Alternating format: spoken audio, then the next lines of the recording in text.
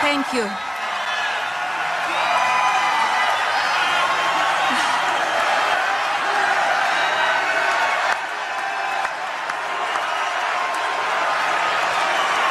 Thank you. Let us pray. Our Father, who art in heaven, hallowed be thy name. Thy kingdom come, thy will be done, on earth as it is in heaven. Give us this day our daily bread, and forgive us our trespasses, as we forgive those who trespass against us. And lead us not into temptation, but deliver us from evil. For thine is the kingdom, and the power, and the glory, forever and ever. Amen.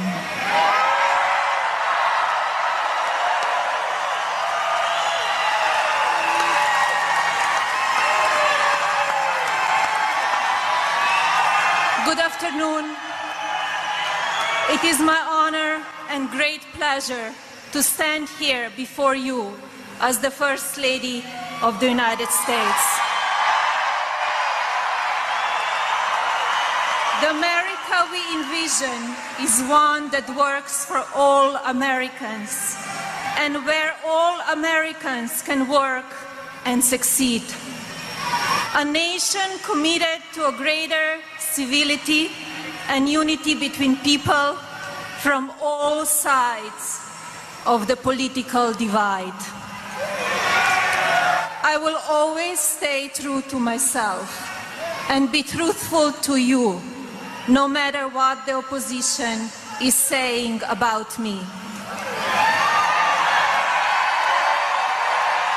I will act in the best interest of all of you. I'm committed to creating and supporting initiatives dear to my heart, which will have impact on women and children all around the world. My husband is creating a country of great safety and prosperity. Ladies and gentlemen, I'm proud to introduce the President of the United States, Donald Trump.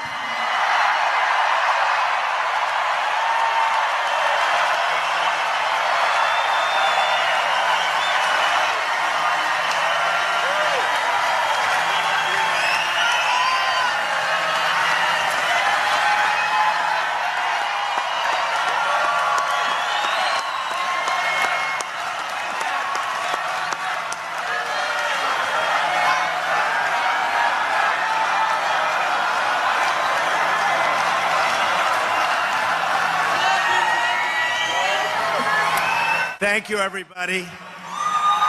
Thank you. I didn't know that Melania was going to be saying the Lord's Prayer, but I thought that was very beautiful. Thank you. Thank you. It's so great to be here in Florida, my second home with you. This is a state I truly love. This is a state where we all had great victory together. Thank you. It's now been 1 month since my inauguration, and I am here to tell you about our incredible progress in making America great again. And I'm also here to tell you about our plans for the future, and they're big and they're bold, and it's what our country is all about, believe me.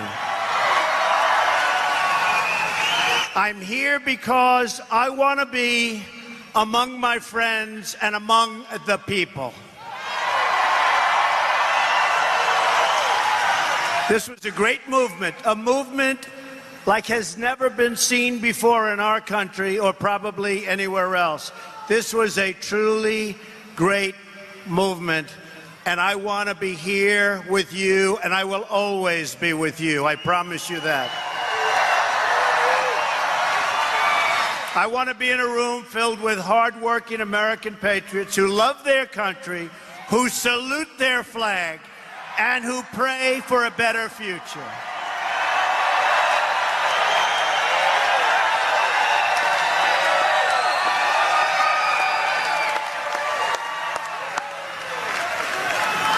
I also want to speak to you without the filter of the fake news.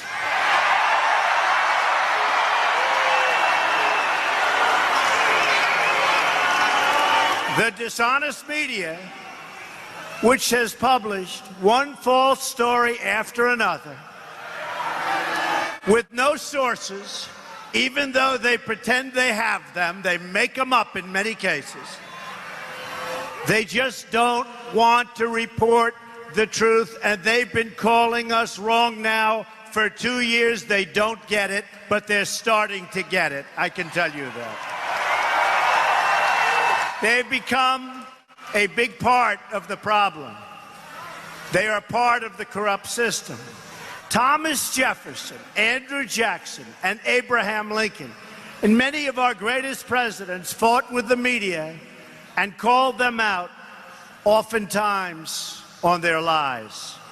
When the media lies to people, I will never, ever let them get away with it. I will do whatever I can that they don't get away with it. They have their own agenda, and their agenda is not your agenda. In fact, Thomas Jefferson said, "Nothing can be believed which is seen in a newspaper. Truth itself," he said, "becomes suspicious by being put into that polluted vehicle." That was June 14th, my birthday, 1807. But despite all their lies, misrepresentations, and false stories, they could not defeat us in the primaries, and they could not defeat us in the general election, and we will continue to expose them for what they are, and most importantly, we will continue to win, win, win.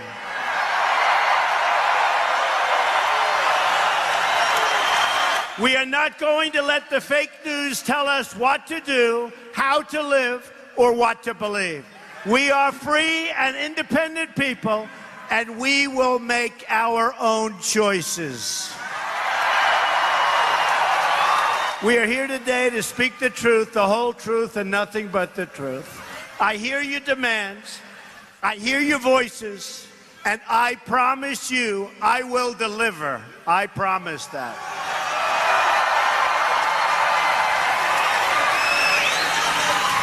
And by the way, you've seen what we've accomplished in a very short period of time. The White House is running so smoothly. So smoothly. We can do something like that. No, I want this one. I want this one in my size.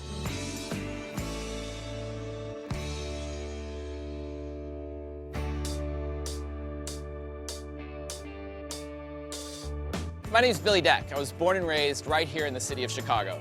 I'm an actually an Optimo hat. Check out these.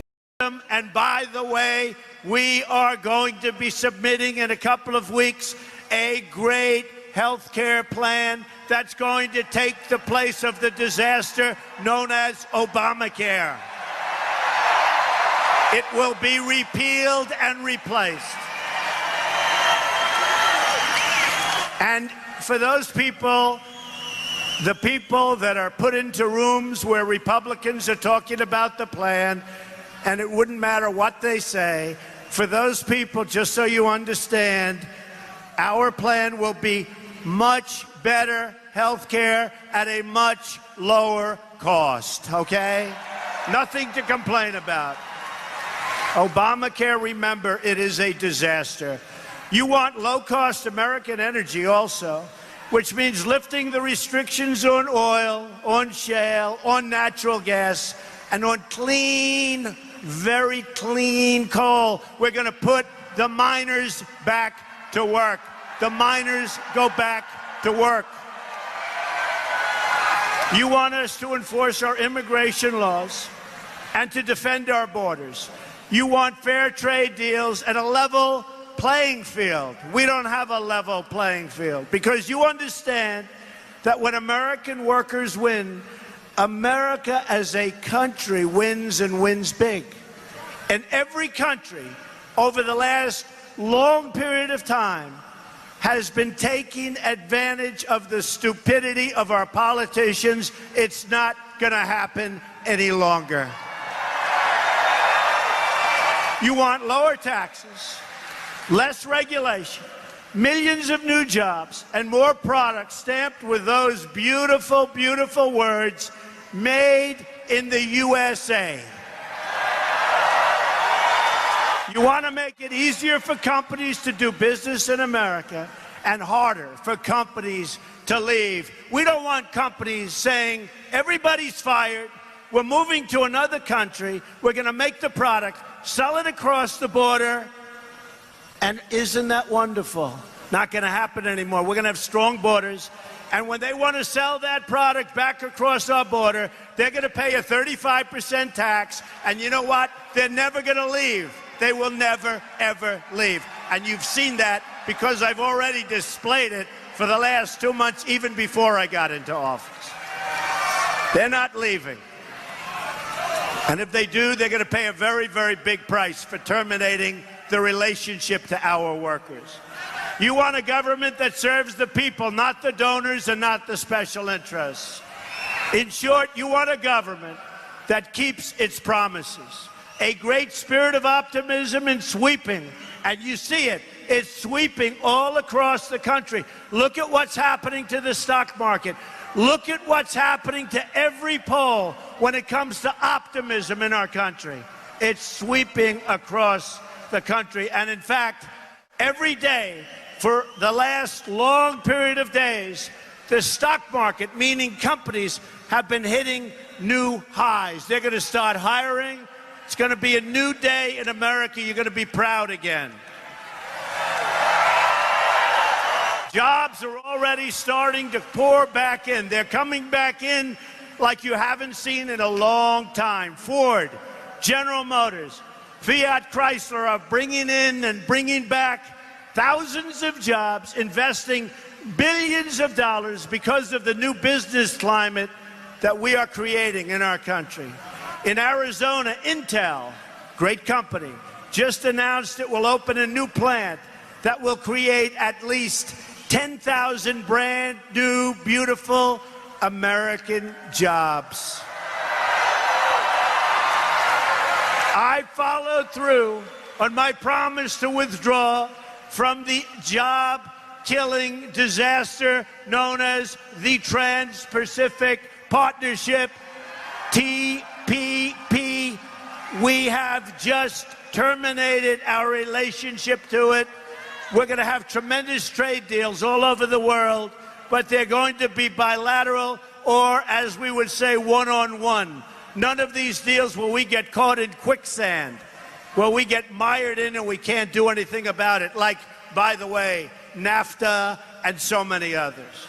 And my administration has begun plans to crack down on foreign cheating and currency manipulation, which is killing our companies and really, really hurting our workers. We're going to end it.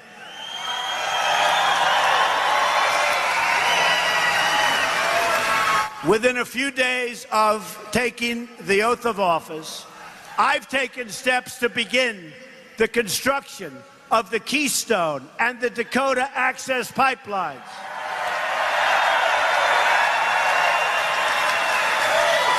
Anywhere from 30 to 40,000 jobs. And very importantly, as I was about to sign it, I said, who makes the pipe? Who makes the pipe? Something this audience understands very well, right? Simple question. The lawyers put this very complex document in front. I said, who makes the pipe? They said, sir, it can be made anywhere. I said, not anymore. So I put a little clause on the bottom. The pipe has to be made in the United States of America if we're going to have pipelines.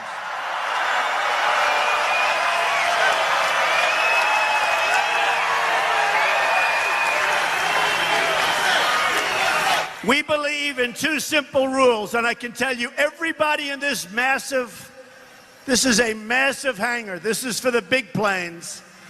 And by the way, do you think that one media group back there, that one network, will show this crowd? Not one. Not one.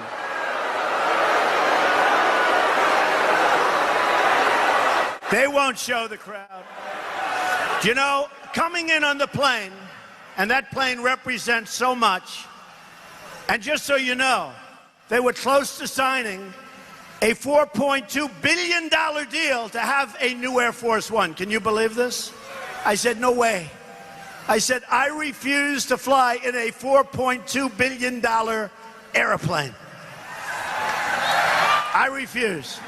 So I got Boeing in, and it is actually two planes. A lot of people don't know. The Air Force One project is actually two planes. Why they need two planes, we'll have to talk about that, but they have two planes.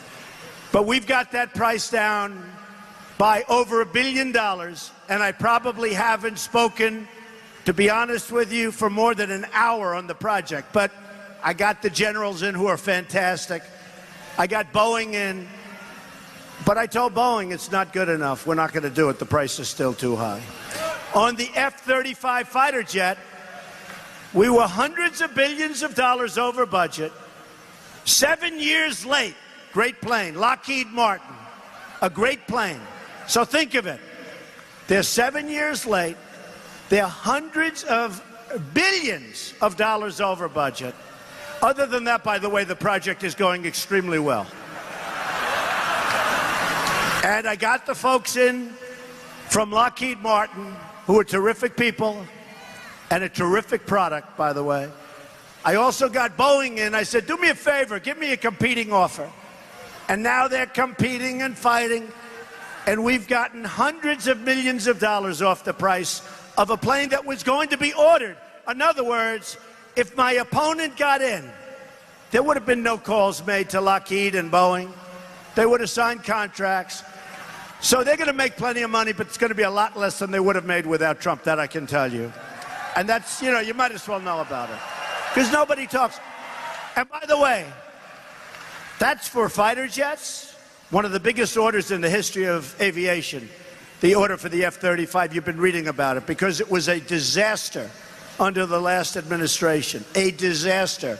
And now we have it running beautifully. In fact, when the Prime Minister of Japan, Prime Minister Abe, who's great guy, when he came over, he said, thank you.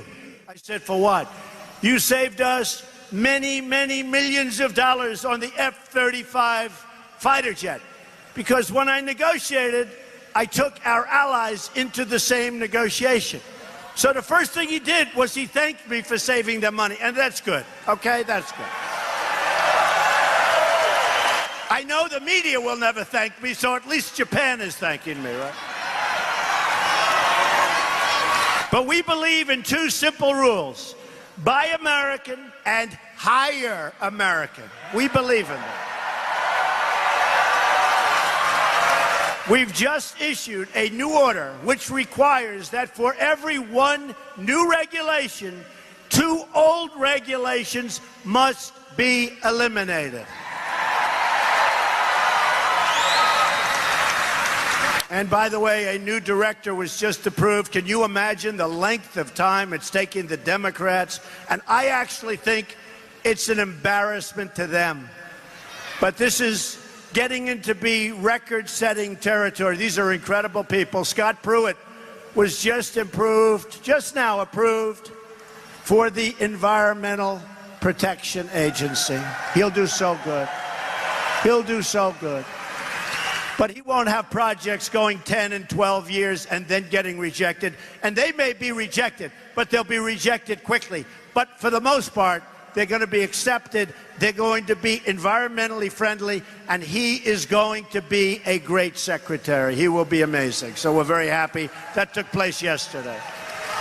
That's going to be a big difference, because they were clogging up the veins of our country with the environmental impact statements and all of the rules and regulations. It was impossible to navigate for companies.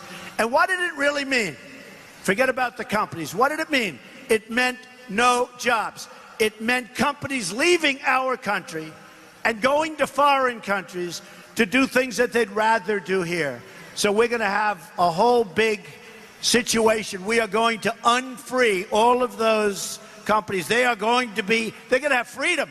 They're going to be able to build what they want to build. It'll be environmentally friendly, and we're going to start producing jobs like you've never seen before. That's going to happen. That was a big thing. We're standing up for the incredible men and women, always, of law enforcement. We're standing up. And I can tell you, the military and law enforcement, they stood up big. I don't say for me. I'm the messenger, folks. I'm the messenger. They stood up for us in this last election. We got numbers that nobody believed were possible from law enforcement and from military. Basically, people that wear uniforms like us. Isn't that nice? And I saw this man on television just now. I just saw him on television. He said, I love Trump. Let Trump do what he has to do. That's my guy right there. It's true. Come here. Come here. No, I'm coming in. That's okay. Let him up. Let him up. I'm not worried about him. I'm only worried he's going to give me a kiss. I'm not worried about anything else. This guy is so great. He was one of many people. They're interviewing people in the line. And I have to say, there's a tiny group of protesters out there, and they were given as much publicity as this massive room packed with people. But they interviewed this man. Come on up here. Come on up. Guy was great. Hop over the fence. Come on. He can do it. This guy's in good shape. Look at him. Look at this guy. Come on. This guy is great. Don't worry about him. No. Come here. They're going to throw. Come on up. Come on. Come here. Come on.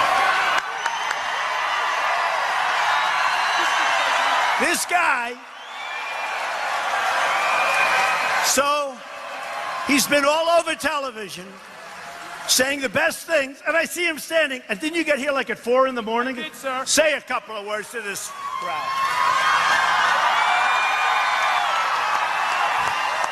Mr. President, thank you, sir. We the people, our movement is the reason why our president of the United States is standing here in front of us today.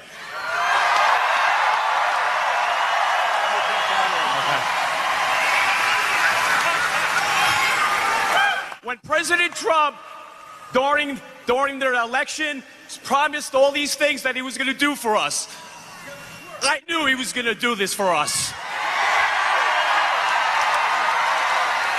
Thank you, Mr. President. Mr. President, thank you so much, sir. A star is born. A star is born. Thank you, man. Thank you. Come here.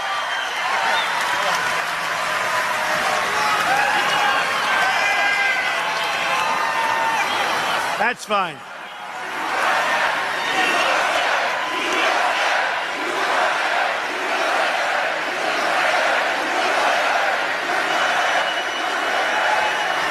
I wouldn't say that Secret Service was thrilled with that, but we know our people, right? We know our people. Hey, great guy. And so many others. I see some others. They're being interviewed. I see them over here. They came at 4 in the morning. The media will give them no credit. The media, as I told you, they won't show this crowd. Look at that, all the way outside of this, and this is as big a hangar as you get. All the way outside, way back to the fences. Amazing. I want to thank you. But I want to thank everybody.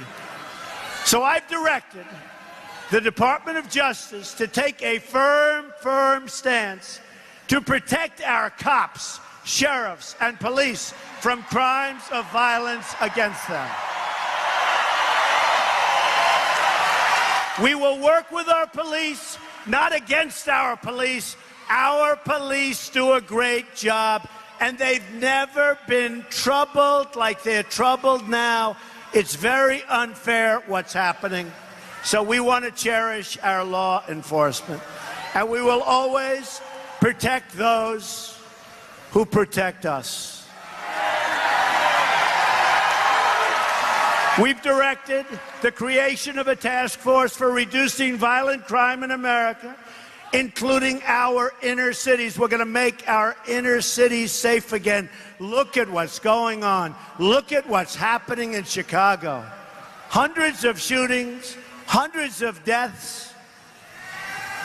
I'll tell you what's happening in Chicago and many other places. Safety is a civil right, and we will fight to make America totally safe again.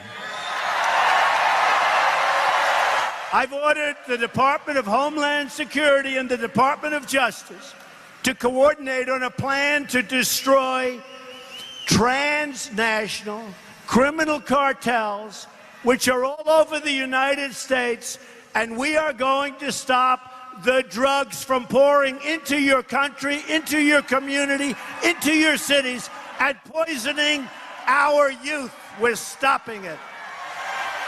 We're stopping it.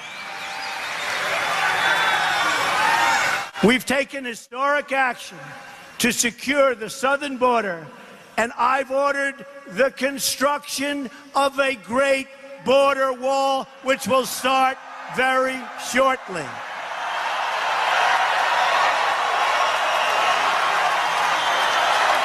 And I've taken decisive action to keep radical Islamic terrorists the hell out of our country.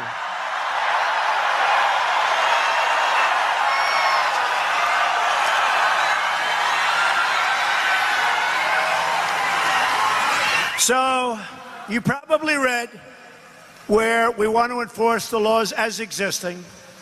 And so we signed an order a couple of weeks ago, and it was taken over by a court, originally by a judge, and then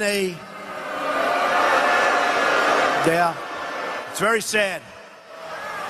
And you know, the reason is for protection and safety. So the statute is so plain and so clear. I said last week I was speaking to a great group of sheriffs, the sheriffs group in Washington. And I said, if you have a college education, you can understand it. If you have a high school education, you can understand it. If you were a bad student in high school, you can understand it. And I was told, I'll check, but I found it hard to believe, in an over 30-page decision by the appellate court, 3 judges.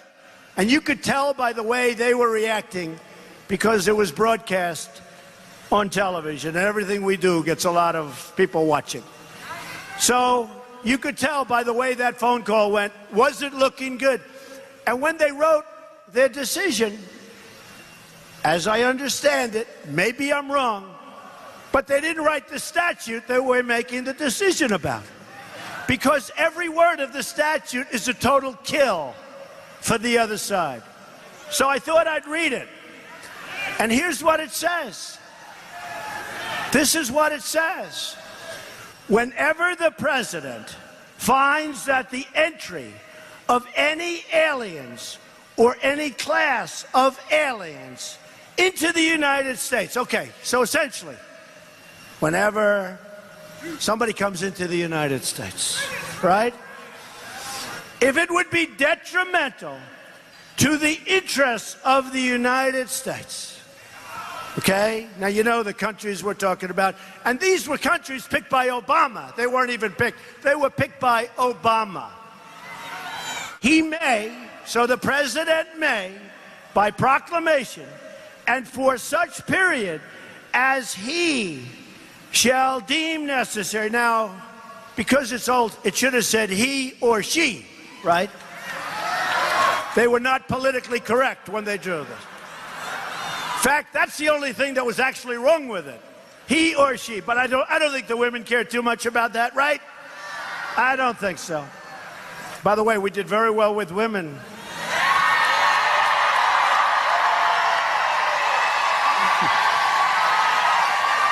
You know, my wife said when some of these phony polls were put out, you know, the CNN poll was so far off.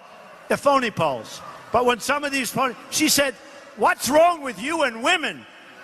We did very nicely with women. We did nicely with a lot of groups that they didn't think we were going to do so nicely with.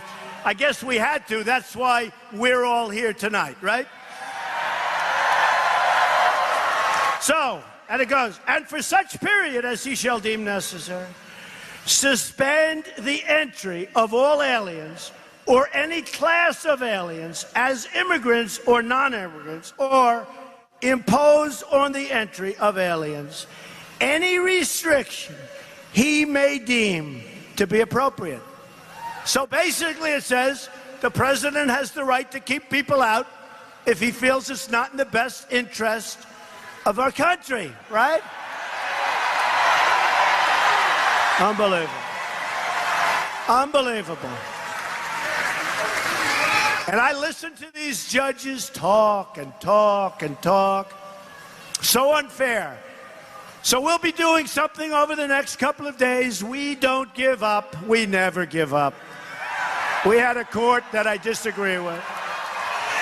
I disagree with Big League. And by the way, whether you read it or whether you watch it on television, when other lawyers come on, many of them can't even understand. They're saying, how do you come up with that decision? It cannot be more simple. So they're ruling on what I just read you, and they don't even quote it in their ruling, because you can't, because it's too obvious. So we will do something next week. I think you'll be impressed. Let's see what happens. Here's the bottom line. We've got to keep our country safe. You look at what's happening. We've got to keep our country safe.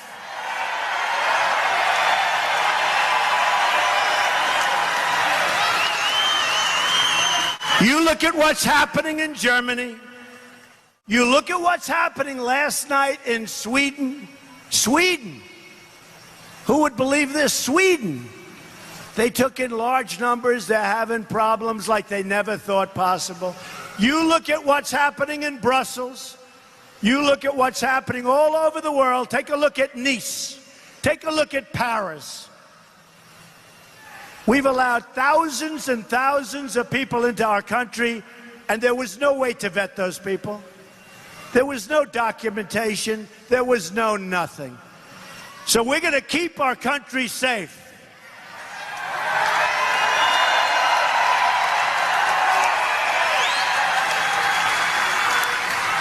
And we all have heart, by the way.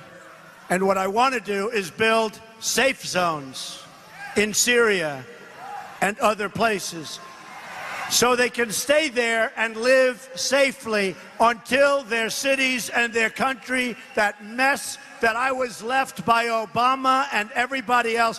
Folks, we were left a mess like you wouldn't believe. But we're going to build safe zones. We're going to have those safe zones. You know, we do owe $20 trillion, okay? So we're going to have the Gulf states pay for those safe zones. They have nothing but money. And we're going to do it that way instead of taking massive numbers, tens of thousands of people into our country, and we don't know anything about those people. We want people to come into our country, but we want people that love us. We want people that can cherish us and the traditions of our country. We want people that are going to be great for our country. We don't want people with bad ideas. We don't want that. I've also directed the defense community, headed by General, and now you know, he said it. He said it. And now Secretary Mad Dog Mattis, to develop a plan to totally destroy ISIS. I have ordered the Department of Defense to begin plans for the great rebuilding of the United States military. We will pursue peace through strength. Our military is badly depleted.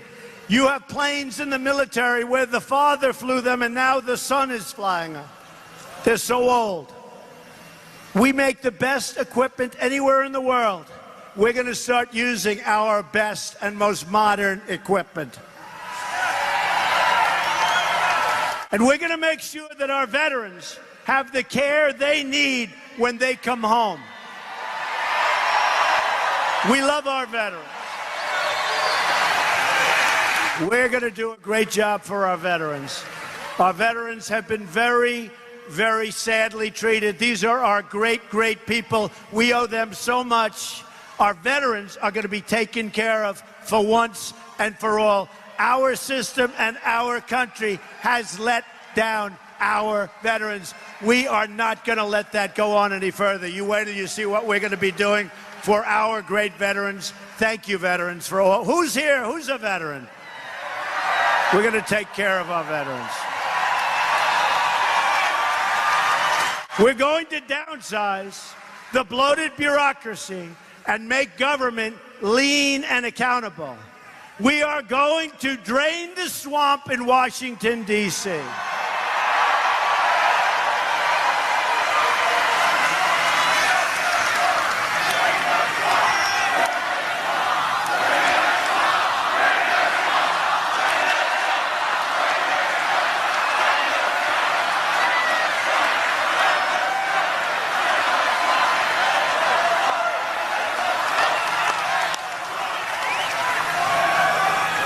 I've already imposed, I'm not sure they're too happy about it, a 5-year lobbying ban on the executive branch officials and a lifetime ban on lobbying for a foreign government.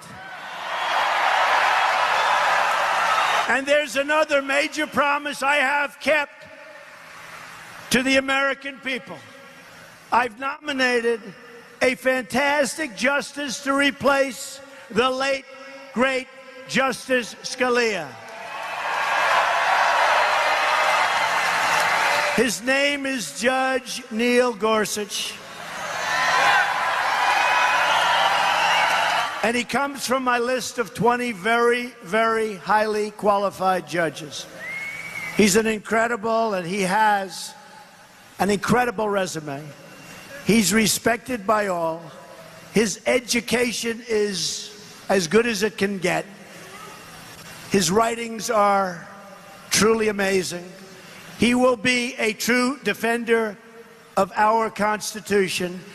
So let's tell the Senate Democrats to support his nomination for the good of the country, because what's happening with the Democrats, no wonder they're doing so badly. No wonder they're doing so badly.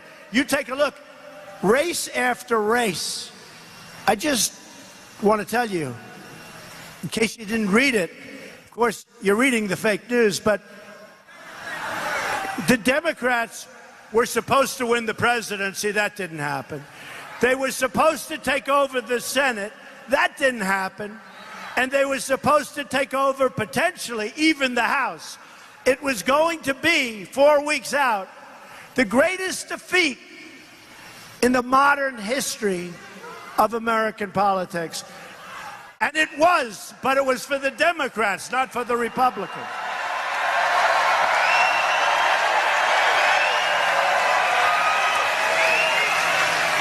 So we have to tell the Democrats, because they're doing the wrong thing for the American people, to stop their tactics of delay and obstruction and destruction. They got to get on with it. My administration is also pushing ahead strongly with very historic tax reform. We are working to lower tax rates on the middle class, to reduce tax rates big league on businesses, and to make our tax code more fair and very simple for all Americans so it's understandable by everyone. Senate Democrats should work with us to lower taxes and bring back our jobs. But the Democrats want to increase your taxes very, very substantially. We're not going to let that happen. It's also time for the Senate Democrats to take responsibility for Obamacare and to work with us to replace it with new reforms that reverse this nationwide health care tragedy. It's a tragedy. You look at some states, Arizona, up 116%. And your deductibles have gone so high that you can never use it. Obamacare doesn't work. It's become totally unaffordable. Remember they said the health care, it's unaffordable. It doesn't work. And I said to the Republicans, I said, you want to do something great politically? Don't do anything. Sit back for 2 years, let it explode. The Democrats will come and beg for us to do something, but we can't do that to the American people. We have to fix it, and we will. We need members of both parties to join hands and work with us to pass a $1 trillion infrastructure plan to build new roads and bridges and airports and tunnels and highways and railways all across our great nation. You're all part of this incredible movement, this movement that we talk about so much, that's been written about on the cover of every magazine all over the world. It's a movement that is just sweeping. It's sweeping across our country. It's sweeping, frankly, across the globe. Look at Brexit. Look at Brexit. Much smaller example, but it's still something you can look at. People want to take back control of their countries, and they want to take back control of their lives and the lives of their family. The nation state remains the best model for human happiness, and the American nation remains the greatest symbol of liberty, of freedom, and justice on the face of God's earth. And now we have spirit like we've never had before. It's now that we have our sacred duty, and we have no choice, and we want this choice to defend our country, to protect its values, and to serve its great, great citizens. Erasing national borders does not make people safer or more prosperous. It undermines democracy and trades away prosperity. We're giving it away. The so-called global elite have done very well for themselves, but have left working families with shrinking wages. Really, I mean, they are shrinking. 18 years ago, many of you in this room made more money working one job than you're making right now working 2 and 3 jobs. Instead of peace, we've seen wars that never end and conflicts that never seem to go away. We don't fight to win. We fight politically correct wars. We don't win anymore. We don't win at trade. We don't win in any capacity. We don't win anymore. We're going to start winning again, believe me. And we have the chance now, working together, to deliver change for the ages. This will be change for the ages, change like never before, to pursue real peace, real stability, and real prosperity. We want to secure our borders and protect our workers, to rebuild our military and our infrastructure, to fix our schools and restore safety to our neighborhoods, to bring hope and opportunity to our inner cities, to ensure a level playing field for all women in the workforce, to reform our tax code and remove the regulations that undermine growth and innovation, and to replace chasms of distrust with new bridges of opportunity and cooperation. We must ignore the tired echoes of yesterday's fights. We're fighting battles that no longer help us. We're fighting battles that other people aren't treating us fairly in the fight. I'm a NATO fan, but many of the countries in NATO, many of the countries that we protect, many of these countries are very rich countries. They're not paying their bills. They're not paying their bills. They have to help us. No longer are we chained down by the discredited approaches of the past. No longer must we listen to those who have nothing to brag about but failure. New circumstances demand new solutions. Americans have fought and won wars together. Our heroes have shed their blood together and lost their lives. Our citizens have raised their children together, fought for justice together, and shared common hopes and dreams from one generation to the next, stretching back to the first day of our American independence. This is our legacy. It belongs to all of you, and it belongs to every man, woman, and child in our nation. Now is the time to call upon these deep ties in the name of bold action. Let us move past the differences of party and find a new loyalty rooted deeply in our country. We are all brothers and all sisters. We share one home, one destiny, and one glorious American flag. We're united together by history and by providence. We will make America strong again, I promise. We will make America proud again. We will make America safe again. And we will make America great again, greater than ever before. May God bless you, and may God bless the United States of America. Thank you. Thank you. Thank you very much.